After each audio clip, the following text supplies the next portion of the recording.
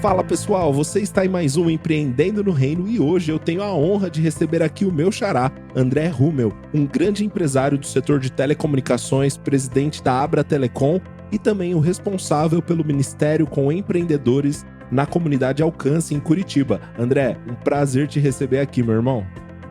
Muito honrado com o convite, André, muito feliz aí de poder compartilhar um pouquinho do que Deus tem feito aqui, tanto no trabalho com empreendedores, mas também no meu dia a dia, nos meus negócios, nas minhas atividades profissionais, né?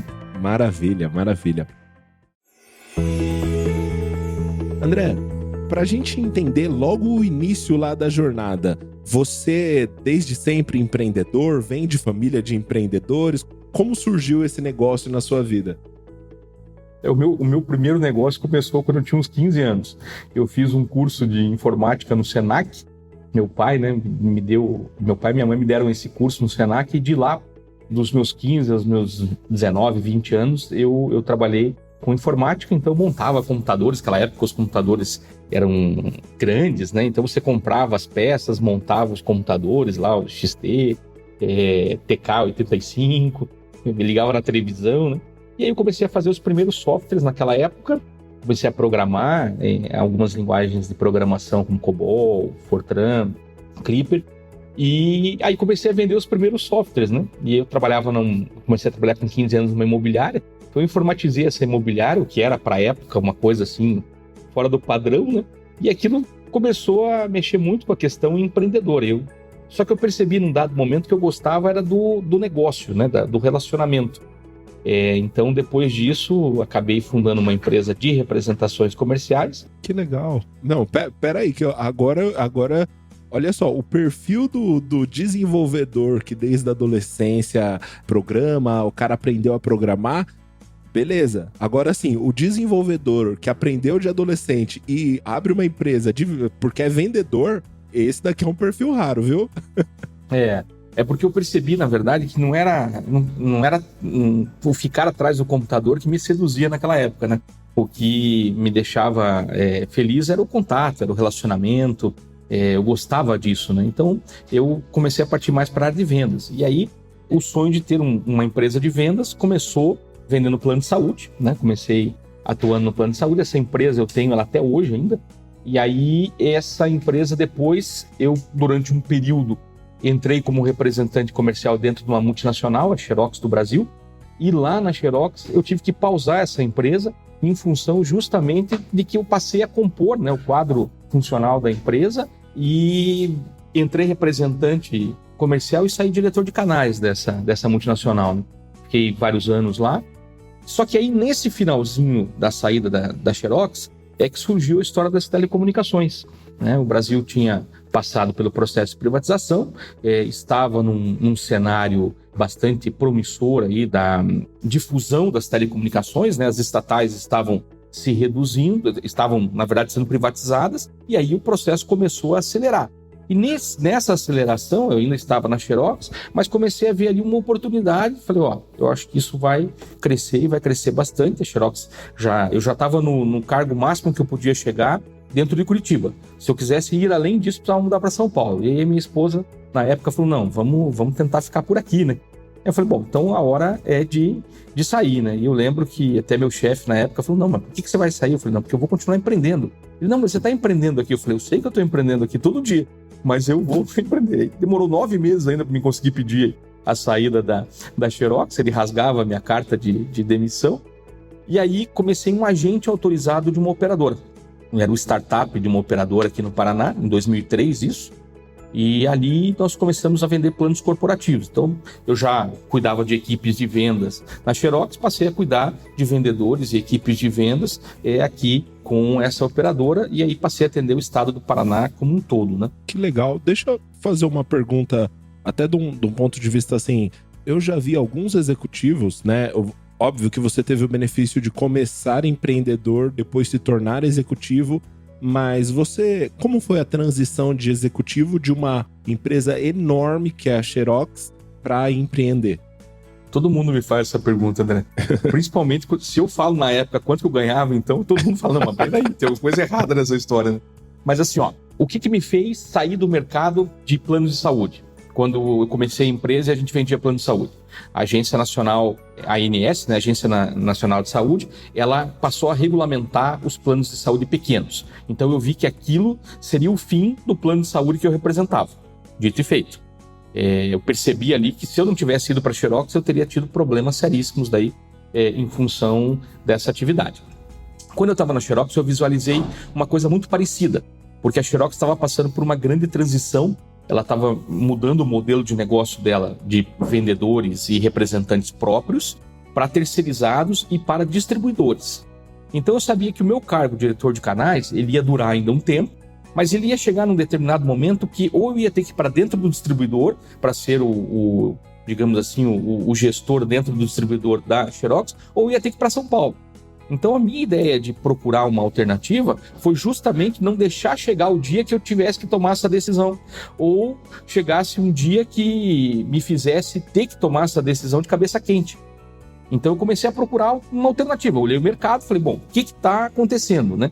O mercado de impressão, o que era o meu negócio naquela época, né? Impressão, dados variáveis, impressão de altos volumes, isso tudo estava muito bom. A Xerox dominava o mercado.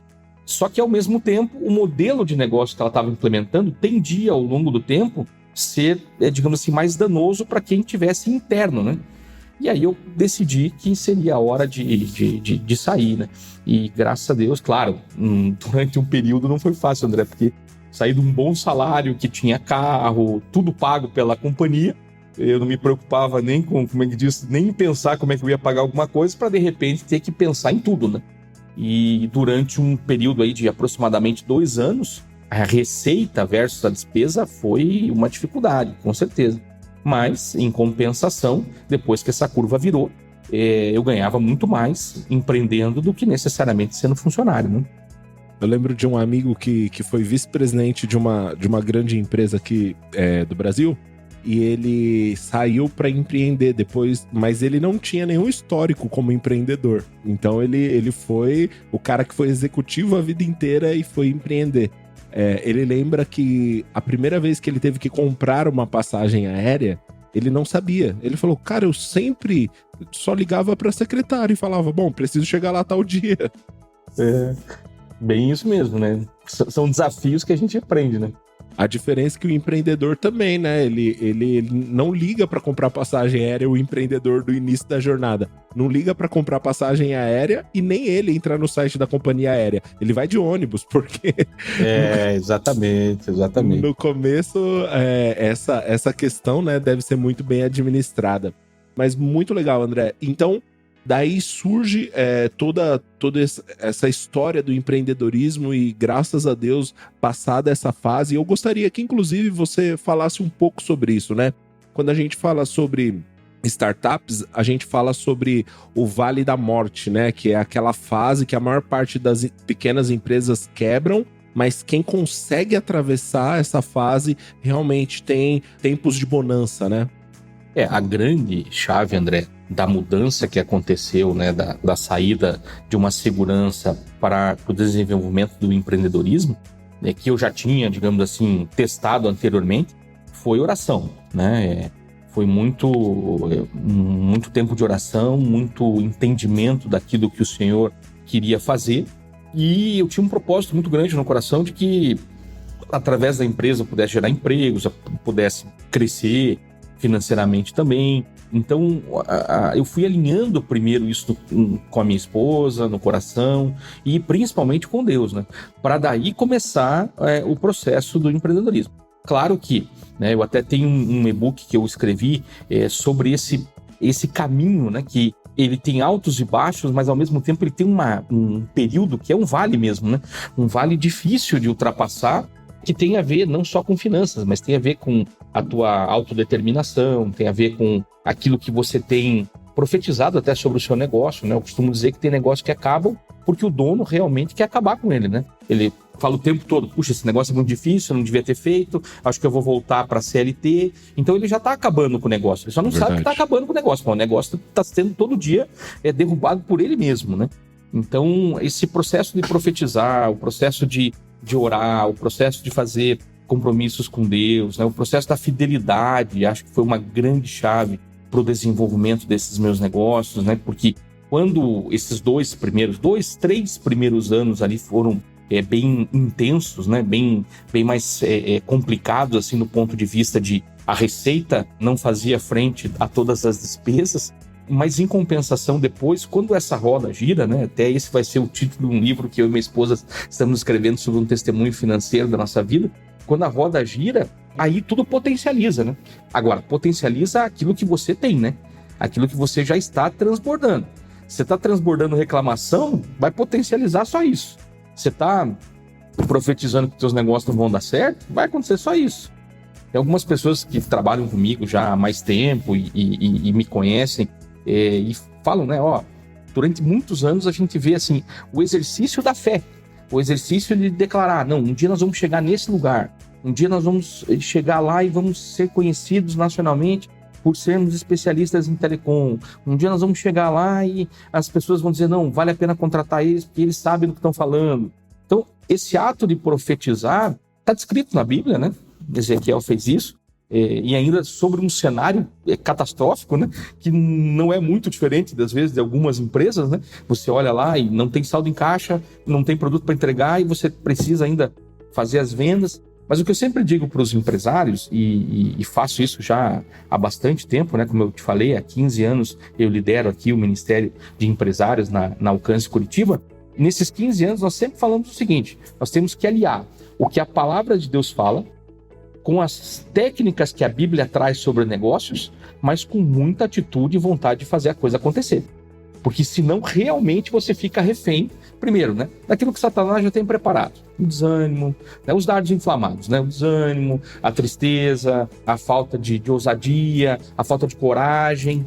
Mas quando você tem alguns pilares que vão sendo fundamentados, como fidelidade, como palavras de bênção sobre o seu negócio, sobre os seus clientes, né? Sobre o seu dia a dia, a chance de você prosperar e passar por esse vale da morte, como você bem colocou, né? O Sebrae fala que esse é um período de gestação da empresa, né? Esse período de gestação de 2 anos, 3 anos, ele só é vencido realmente com muita disposição do empreendedor, mas com muita oração, com muita vontade de apagar esses dardos inflamados, aí sim, através da fidelidade dele nos negócios, né? A palavra ensina muito sobre os negócios, né? A história de Paulo é pautada num trabalho vocacionado. Ele pregava, mas ele fabricava tendas e tinha uma sociedade empresarial, né? Então, em 3 ou 4 trechos bíblicos, a gente vai ver que ele fala, né, da manutenção dele através da venda dessas tendas. E a gente vê outros relatos enormes no livro de Provérbios, no livro de Eclesiastes, sobre a necessidade de plantar, não importa o tempo, não importa a condição perfeita. Até porque quem fica esperando sempre que a condição seja perfeita, acaba nunca fazendo. Imagino que você, quando começou o projeto, talvez você pensou ali, 5 mil pessoas vão me escutar todos os dias. No começo não foi bem assim, né? Então a gente vai tendo que superar essas incertezas, mas com muita dedicação, com muita coragem, com muita ousadia, mas olhando para a palavra e praticando a palavra, né? Muito bom. Fala, pessoal, uma pausa rápida aqui para te lembrar que essa temporada do Empreendendo no Reino está indo ao ar com o patrocínio do portal Fé e Trabalho, um portal onde você vai encontrar a intersecção entre cristianismo, economia e liberdade. Tudo aquilo que importa para você, cristão empreendedor. Termina de ouvir esse papo e depois corre lá pro portal Fé e Trabalho, porque lá tem muito conteúdo rico. Siga eles também nas redes sociais, porque com certeza você vai ser muito abençoado. Agora, bora voltar para a entrevista.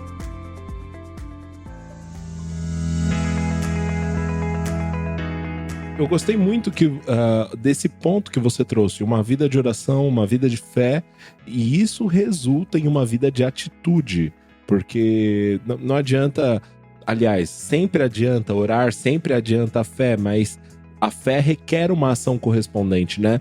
Tiago diz que mostre-me a sua fé sem obras, porque eu pelas minhas obras te mostrarei a minha fé. Ou seja, a fé requer uma ação correspondente. Nem que essa ação correspondente seja uma declaração de fé, né? Dizer à montanha, ergue-te e lança-te no mar. Pode ser essa a atitude que você tem que tomar agora.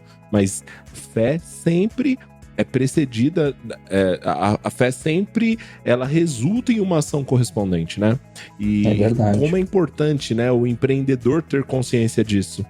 E é interessante também, André, você bem colocou uma coisa, às vezes a gente fala, né, que o tempo de dificuldade é o começo, né, mas não é porque a gente orou e porque a gente tem atitudes positivas e corretas, é que as coisas vão sempre dar tudo certo. Pode acontecer revés, né? Em 2003, quando eu tomei a decisão de saída da Xerox e essa decisão demorou até 2004, de 2004 a 2011, tudo foi mil maravilhas, uma bênção. Foi difícil no começo, mas a coisa só cresceu. Mas chegou em 2011, veio uma crise sem precedentes, porque nos Estados Unidos aconteceu aquela quebra em 2008, aquela famosa marolinha que disseram que ia chegar aqui, ela veio que nem um tsunami, na verdade, porque abalou o mercado de telecomunicações, não tinha aparelho, tinha dificuldades enormes com a gestão de telefonia no Brasil, e as operadoras, naquela época, André, resolveram, de um modo até meio que geral, não foi só uma operadora, mas a operadora que eu representava naquela época, ela reduziu a nossa comissão em 60% em 2011. E isso foi terrível para nós, né? Nós tínhamos 8 escritórios, 98 funcionários, a coisa estava crescendo muito e de repente, André, nós tivemos que fechar tudo. Veio uma grande crise, nós fomos descredenciados e ficamos com uma dívida milionária em 2011. E aí que veio uma oração interessante na minha vida. Eu fiz, na verdade, 2 delas. A primeira oração foi a mesma de Neemias. Falei, Senhor, tá bom, se isso está acontecendo comigo, está acontecendo com outros empresários também. Então me ajuda a ajudar esses empresários. E aí veio a ideia da associação. Uma inspiração mesmo, que o Senhor colocou. E dessa dificuldade monstruosa veio uma segunda oração e eu falei assim, puxa, a unção nunca teve no poço, a unção estava em Isaac. Então o que eu preciso fazer para que eu não dependa do poço? Eu dependa do Senhor. E aí em 2011 isso virou um rema e aí, olha, 2012, muitas dificuldades, muita dívida para pagar, muita confusão, mas veio a ideia. E isso foi crescendo, foi demorando. Foram sementes que foram... Eu lembro que tinha uma época que eu falava para minha esposa, amor, a gente tá plantando árvore.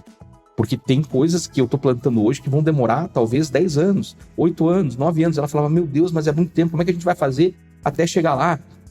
Eu lembro que empreender com dinheiro deve ser fácil, não sei, porque eu nunca tive essa situação, né? Então não imagino como é que seja. Mas empreender sem dinheiro é uma dificuldade enorme, né? Mas a gente foi fazendo esse trabalho, o escritório era longe, tinha que ir todo dia, e a coisa ia ficando difícil, mas ao mesmo tempo o Senhor sempre reforçando no coração.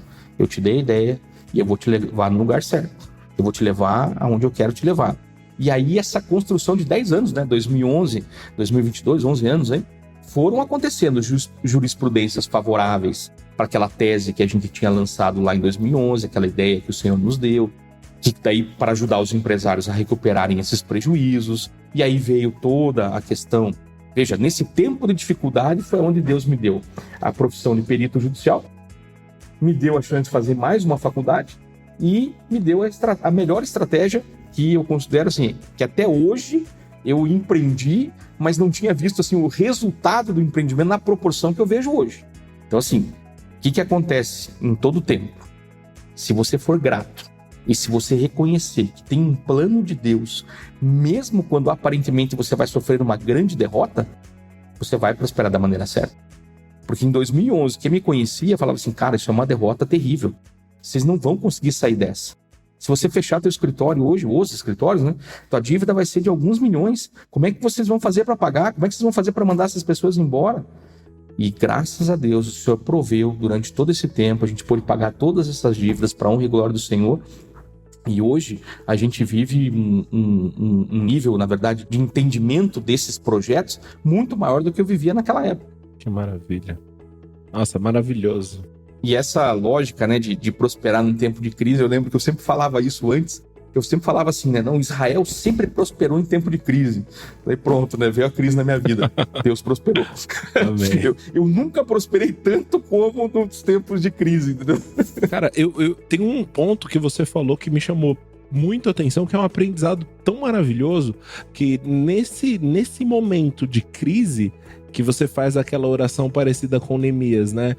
Senhor, eu tô vivendo essa crise, mas eu sei que tem outras pessoas, então me ajuda a ajudá-los.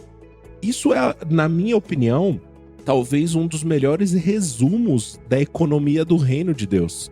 Porque sempre que a gente está em uma necessidade, o Senhor vai nos dar a primeira coisa que a gente pede: Senhor, me tira daqui. A primeira coisa que aparece é alguém, ou algum lugar, é uma boa terra para a gente plantar uma semente.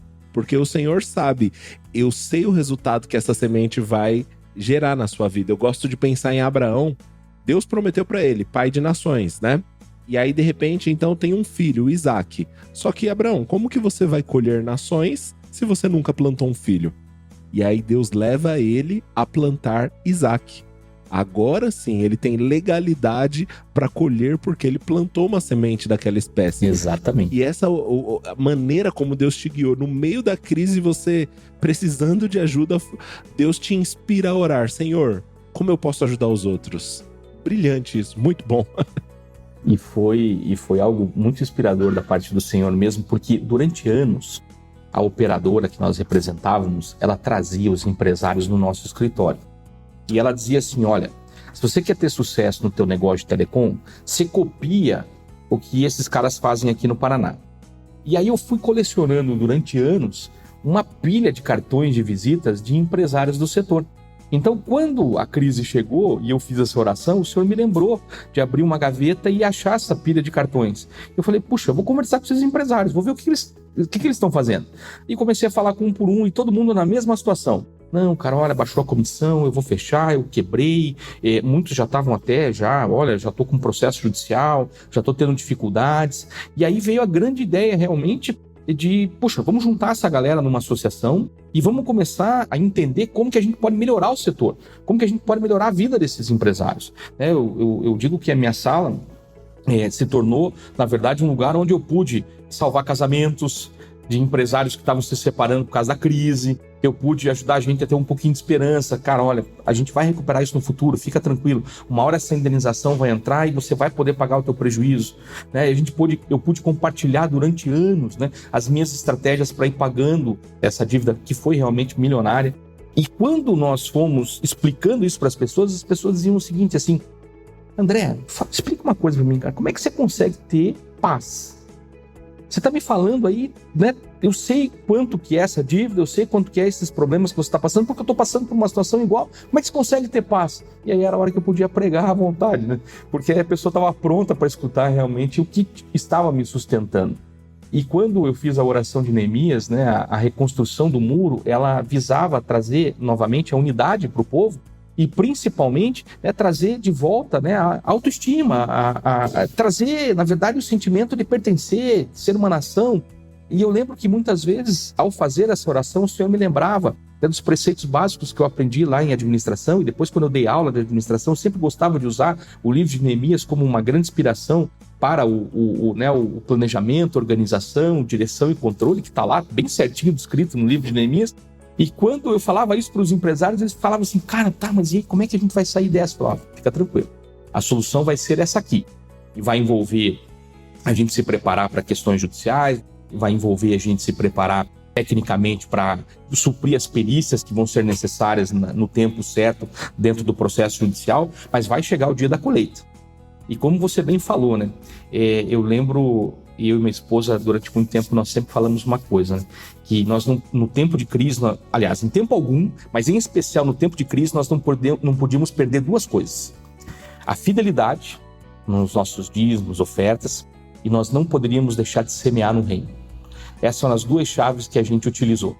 E essas duas chaves potencializavam tudo aquilo que a gente fazia. Então, cada semente que a gente lançava, acontecia algo incrível.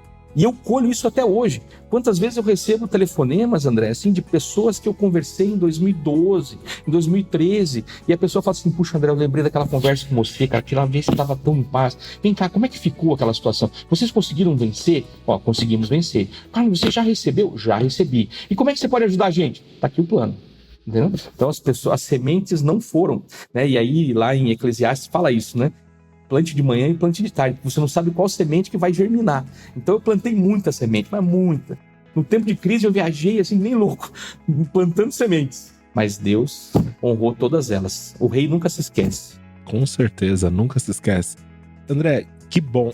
Antes de eu perguntar um pouco mais sobre a questão mais eclesiástica, né, da atuação com os empreendedores da comunidade Alcance, conta pra mim, cara, você já nasceu em um lar cristão? Você vem de uma família cristã? Como se desenrolou sua conversão? O meu pai e minha mãe, hoje em dia, na verdade, eles entendem o evangelho, mas eles nunca tiveram firmes, né? Então eles iam numa igreja católica, iam numa igreja evangélica, mas também de vez em quando no centro de macumba, de vez em quando tomava alguma coisa lá, né? Dependia da crise, né, que eles estavam vivendo. Meu pai, ele foi empreendedor, mas assim, com muita dificuldade, né? A época dele era outra, depois ele foi caminhoneiro, teve transportadora, mas eu nunca tive um referencial de empreendedorismo assim que eu me inspirasse dentro de casa, muito menos da parte cristã. Eu fui me converter de verdade aos 30 anos de idade. Eu tenho hoje 40, vou fazer 48 agora no final do mês. Então, aos 30 anos de idade é que eu me converti de verdade. Eu sou casado com a minha esposa, nós estamos casados há 24 anos. Nesses 24 anos, durante um tempo, eu ia na igreja, mas eu não era convertido. E aí o Senhor teve que me quebrar nessa questão familiar, moral, ética, do casamento, né? E ali, aos meus 30 anos, eu tomei uma decisão. Eu tenho um livro que eu escrevi chamado Prosperar é uma Decisão. Porque foi o dia que eu decidi que eu pararia de andar para trás. Eu digo que eu decidi como? Eu vou entregar minha vida para Jesus, eu vou passar a ser fiel nos meus dízimos, nas minhas ofertas, e eu vou viver o evangelho. E aí, com 30 anos de idade, é que começou essa grande mudança. Então, não importa, né, se você que está nos escutando, você tem 20, você tem 15, você tem 30, você tem 40, você tem 50, você tem 60, nunca é tarde demais. O Senhor, ele é o remidor do tempo, né? Eu posso te dizer que os últimos anos têm sido melhores do que todos os outros anos juntos, né? Então, o Senhor sempre vai remir o tempo daqueles que realmente entregam para Ele o governo, né? Entregam para Ele a condução da sua vida, dos seus negócios. E a minha conversão genuína, né, quando eu estava para completar 30 anos, veio aquela crise dos 30, né? Eu não tinha nada, né? Eu devia 3 de tudo, na verdade, né? 3 condomínios, 3 prestação do carro, 3 aluguéis, não tinha nada. Aí ali começou um processo de mudança. Nós decidimos não pagar mais aluguel, então nós começamos a orar para ter a casa própria. Aí Deus foi dando as estratégias, nós não precisamos do final. Eu conto esses 2 testemunhos de compra da casa própria, do começo do patrimônio, nesse meu livro, Prosperar é uma Decisão, que depois eu vou te mandar um exemplar aí. Não, né? Vou te mandar alguns, daí você sorteia pro pessoal do podcast aí. Opa, com certeza. Olha lá, pessoal, já ganharam um presente aqui. Você que tá ouvindo aí, pode cobrar. Nós vamos sortear isso dentro da nossa comunidade do Telegram. Para quem não sabe do que eu tô falando, tem mais de 460 empreendedores do Brasil todo falando sobre negócios e reino no nosso grupo do Telegram. E se você quer participar desse sorteio que o André falou, basta entrar, o link tá aqui na descrição. E se você não quer participar do sorteio, você quer garantir o livro do André, vou deixar o link aqui na descrição para você já comprar agora e ler esses 2 testemunhos na íntegra. Outro patrocinador que nos deixa super orgulhosos é o aplicativo Antor. O Antor é a solução ideal para você, varejista, acabar de uma vez por todas com seus problemas de falta de profissionais, seja por absenteísmo ou turnover. Também para sempre ter o número correto de funcionários, nem de mais, nem de menos. Pela Antor, você tem acesso a milhares de profissionais que a um clique de distância estarão na sua loja no mesmo dia para fazer serviços que podem ser de 1 hora ou mais. Missões de reposição de mercadorias, troca de etiquetas de preços, empacotadores, shopper de pedidos de e-commerce do iFood, etc. Chega de ter filas enormes, chega de ter falta de produtos nas gôndolas e perder vendas por falta de pessoal. Peça profissionais pelo aplicativo Antor, profissionais sob demanda.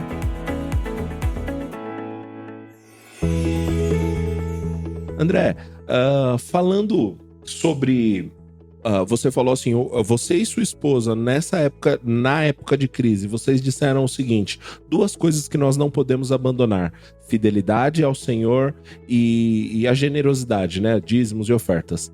qual é o papel, na sua opinião, você que já está há 15 anos trabalhando com empresários cristãos, qual é o papel do empresário cristão para a igreja local? Qual deve ser o papel do empresário cristão no contexto de igreja local?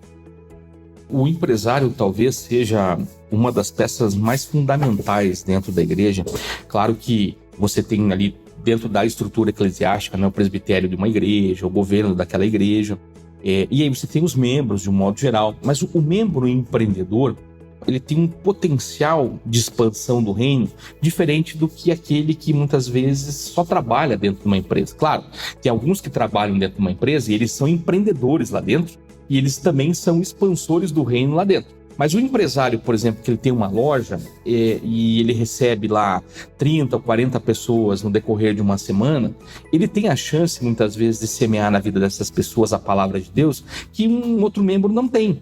E assim como ele também tem uma capacidade que ele pode cooperar para a expansão do reino, aí eu digo na questão financeira mesmo, às vezes muito maior do que uma pessoa física. Vou dar 2 exemplos aqui, mas que são bem interessantes. Numa confeitaria aqui de Curitiba, as 2 meninas que cuidam, são as proprietárias, elas distribuem dentro das embalagens versículos bíblicos. É uma forma de semear. Dentro da loja, você só escuta louvores. Em inglês, ok, sem problema, mas semeando a palavra. Aí elas fazem de tempos em tempos a reedição do cardápio, e cada vez que elas reeditam o cardápio, elas chamam um público para louvar o Senhor, para fazer um culto e para lançar o cardápio. Então você vê, são técnicas, né? Você acaba conseguindo com o teu negócio tocar pessoas e expandir o reino. E tem outras situações, por exemplo, um membro que tem uma empresa de ônibus urbano, ele fez um trabalho, ele até colocou um capelão dentro da empresa, porque ele tem 1.000 funcionários, 1.000 e poucos funcionários, e ele fez lá um seminário de finanças. Eu fui lá, dei aula, a gente fez um seminário de finanças, totalmente voltado dentro da palavra de Deus, totalmente intencional, né? Nada disfarçado, né? Eu brinco que de vez em quando eu consigo fazer uma apresentação inteira recheada de versículo bíblico, mas sem dar as referências bíblicas, né? Uhum. Mas lá não, lá era escancarado mesmo, né? O que ele me falou depois? 80% dos funcionários pararam de pedir vale. Uau! Meu Deus. Só que aí teve uma consequência que a gente não esperava. Muitas famílias consertaram o casamento e muitos filhos saíram das drogas e foram para clínicas de recuperação. Aí você fala assim, uau, cara, como que aconteceu isso, né? Um empresário posicionado, que decide usar a empresa, cara, literalmente como uma igreja. Ficou tão grande esse projeto que ele teve que colocar um capelão lá dentro. Então o teu negócio, não importa se ele é pequeno, médio, grande, gigante, né, uma SA, você consegue imprimir um DNA de reino no negócio. Primeiro que se tem uma citação que é atribuída a Lutero, que eu gosto de usar bastante, que também me ajudou a definir a minha condição dentro da igreja, e eu já vou te explicar. Essa citação diz que Lutero recebeu um empresário, né, da igreja local dele, e esse empresário falou, olha, eu quero largar tudo, né, eu quero servir a Deus, como é que eu faço para servir a Deus? E aí o Lutero perguntou para ele, o que você faz da vida? Ele falou, sou sapateiro. Daí ele falou assim, faça um bom sapato e venda a um preço justo. Você já vai estar glorificando ao Senhor. E eu tomei uma das decisões mais difíceis da minha vida, alguns anos atrás, quando os pastores, o pastor Luciano e o pastor Marciano, falaram, olha, chegou o tempo, você e tua esposa precisam vir para o presbitério, vocês precisam ser pastores. E entrou uma grande crise dentro da minha casa, porque eu entendia que o título pastor às vezes me tiraria de algumas palestras e algumas reuniões que eu não conseguiria entrar com o título de pastor. E eu entendia que o meu chamado não era para um pastoreio dentro da igreja. Eu pastoreio vidas, porque eu sou líder de célula, sou coordenador, tenho discípulos ali que eu ajudo, tenho um ministério de empreendedores, né? Mas eu não me via como um pastor. Quer dizer, eu me via, minha esposa me mostrava, olha, cuidado, tem aqui uma chave que você precisa entender. E houve um grande destravar de Deus na nossa vida empresarial, quando nós tomamos a decisão de servirmos ao Senhor, fazendo, né, um bom sapato e vendendo a um preço justo. Ou seja, usando os meus negócios, as minhas atividades para glorificar o nome do Senhor e para expandir o reino. E não necessariamente só sendo pastor. Ou seja, o empresário ele tem um papel extremamente significativo dentro do reino. E tem um livro que fala muito disso, André, que é muito legal, da ICCC, da Câmara Cristã Internacional de Comércio, do Gunnar Olsson, né, que ele fundou na Suécia, e ele fala lá, Negócios Ilimitados, o nome do livro. E ele fala algo muito poderoso nesse livro que diz o seguinte, que todo empresário tem a chance de ser um potencializador da expansão do reino, porque o Senhor vai escolher dispenseiros que sejam preparados para isso. E os empresários se preparam para isso, entendeu? Muito bom. Meu Deus, que coisa maravilhosa. Não conhecia esse livro, conheço o ICCC, né? A gente está até planejando uma entrevista do pessoal aqui, do Klaus. Com o Klaus. Klaus é nota 1000. Vai gostar muito dele. Que bênção. Mas que frase maravilhosa. E que bom ver isso aplicado na sua vida. Hoje, então, você faz parte do presbitério da comunidade Alcance e exerce seu ministério também nos negócios, é isso? O presbitério, a nomenclatura presbitério são só pastores que governam a igreja, né? Tá. Eu continuo sendo um diácono, mas com encargos dentro da atividade da igreja, que envolve os empreendedores, que envolvem a parte financeira da igreja, do conselho fiscal e uma série de atividades que eu tenho lá internas na igreja, mas eu preservo muito mais a estratégia que Deus me deu para fazer fora da igreja, porque através desse fora da igreja a gente acaba levando muita gente para dentro da igreja, né? Hoje o meu braço direito, né, o Sérgio, que está no C12 junto com o Sérgio Damiani lá, mas o Sérgio Frogel, ele chegou na igreja, por exemplo, através de uma reunião de empresários. Ele não foi lá porque achou que iam falar de uma palavra, ele foi lá porque achou que iam falar de negócio, de técnica, de vendas e tal, e chegou lá e ficou como membro, tá lá até hoje com a gente por causa disso. Eu acho maravilhoso. Eu quero até entrar num ponto, André. Uma vez eu estava em uma palestra para empresários e eu falei uma coisa que uns pastores até ficaram um pouco chocados e depois eu tive a oportunidade, óbvio, de me explicar, mas a atividade fim do empresário para glorificar a Deus não é necessariamente ser uma agência de evangelismo. Como Lutero falou, faça bons sapatos e venda a um preço justo. Porque eu fico pensando... Se eu contrato pessoas e trato elas com dignidade, com respeito, dando a elas possibilidade de crescer, se desenvolver, o que é isso se não a mão de Deus tocando essas vidas? Eu lembro que na última semana, uma pessoa ouviu o podcast e me mandou mensagem falando que foi impactado pelo podcast, e é uma pessoa que não é evangélica, mas é uma pessoa que foi impactada por isso. Então, o fato da gente exercer com excelência aquilo que o Senhor confiou nas nossas mãos é o chamado do empresário, né? Não só, obviamente, todo cristão, né? Nós temos o chamado da reconciliação, nós devemos levar a Cristo pregando com palavras ou sem palavras, mas o empresário, ele precisa entender que o negócio dele não necessariamente é uma agência evangelística. Na empresa, eu costumo fazer essa distinção. Na empresa, você não vai simplesmente anunciar o evangelho, você vai demonstrar o evangelho.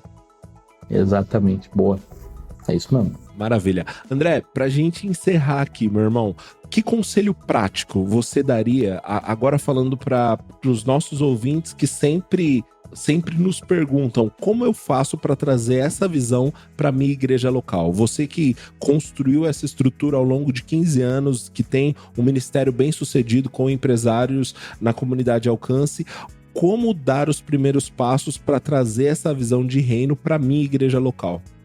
Nesses 15 anos, para a honra e glória do Senhor, nós ajudamos a implantar mais de 50 cafés, a gente chamava café de empreendedores, né? Mas esse trabalho com empreendedores, a gente ajudou a implantar em muitas igrejas. Eu sempre digo, tanto para pastores como para líderes locais, né? Que exercer os chamados ali, exercer as atividades eclesiásticas, elas precisam envolver toda a comunidade. Então, incluir o empresário nisso é uma necessidade, porque o empresário ele é bombardeado o tempo todo, né, por informações do tipo, né, o contador que manda sonegar, o advogado que manda fazer coisa errada. Claro que eu sempre digo, né, o cristão ele precisa consultar um contador cristão, um administrador cristão, um advogado cristão, senão ele vai escutar conselhos que não condizem com a verdade que ele acredita. Mas a grande chave de fazer esse trabalho é justamente entregar ferramentas, né? Eu sempre digo que um ministério de empreendedores, ele precisa entregar uma grande caixa de ferramenta, que alie a palavra, as técnicas modernas de gestão, negócios, vendas, jurídicas, contábeis, e aí, com essa junção, potencializar o crescimento. Agora, o que fica para o empreendedor, né? A fase crucial, e eu sempre digo que precisa estar no DNA do empresário, e aí ele precisa procurar o pastor dele, procurar a liderança dele, é entender principalmente os conceitos financeiros do reino.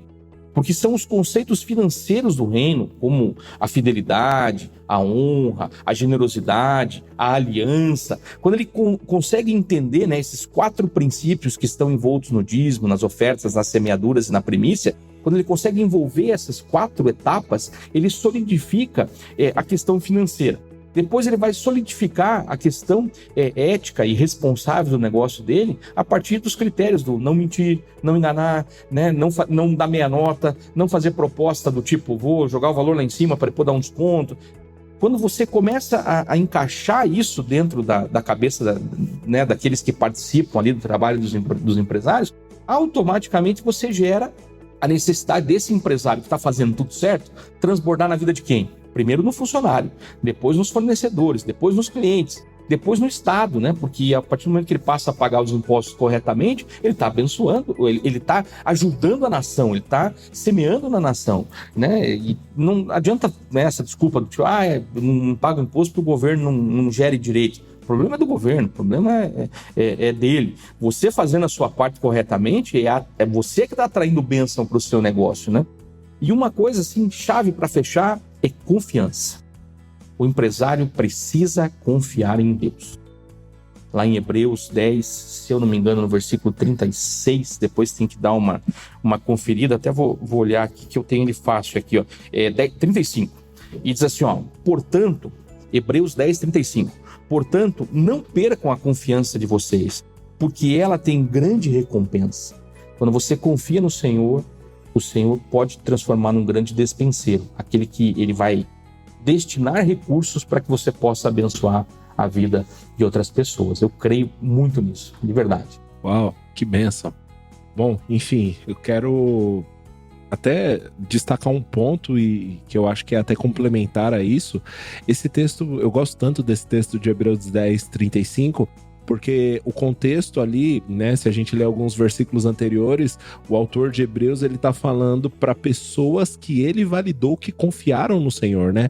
Falaram, sofreram açoite, sofreram a expropriação dos seus bens, não reclamaram, não murmuraram. E aí ele fala para esse pessoal que já tem um histórico tão grande de confiança, não abandone a sua confiança. Isso, para mim, ensina que tudo bem, você confiou até aqui, mas não abaixa a guarda agora não. Continua confiando, continua esperando no Senhor, porque há um galardão, há uma recompensa. Então, talvez tenha alguém aqui ouvindo isso que tá cansado, querendo jogar as coisas pro alto. Não abandone a sua confiança. Ouça Deus falar contigo. Não abandone a sua confiança, há uma recompensa, há um grande galardão. André, mais uma vez, muito obrigado pelo papo tão inspirador, foi uma bênção ouvir a sua história, ouvir um pouco da sua trajetória. Fica super à vontade para deixar um abraço pro pessoal aí, microfone aberto para você. Eu fico muito grato, muito honrado, né, pelo teu convite e quero deixar realmente, né, a palavra do Senhor, de Hebreus 10, 35, como um rema, né? Se nós confiarmos no Senhor, grandes coisas o Senhor poderá fazer e através de nós, no empreendedorismo, muito mais, eu creio, em nome de Jesus. Muito obrigado, Deus abençoe muito cada um aí que escutou e muito você, André, que está à frente desse brilhante trabalho aí. Foi super bem referenciado aí, né? A ponte que um irmão fez entre nós, ele falou, ele vai te entrevistar, mas você vai ser muito abençoado pela vida dele também. Então, estou sendo abençoado pela sua vida. Amém. Glória a Deus.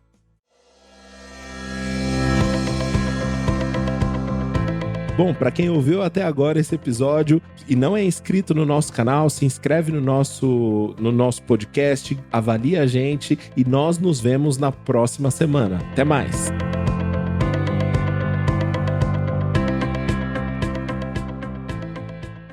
Se você tá aqui até agora, de uma coisa eu tenho certeza, você gostou muito do conteúdo dessa entrevista. E olha só que novidade incrível.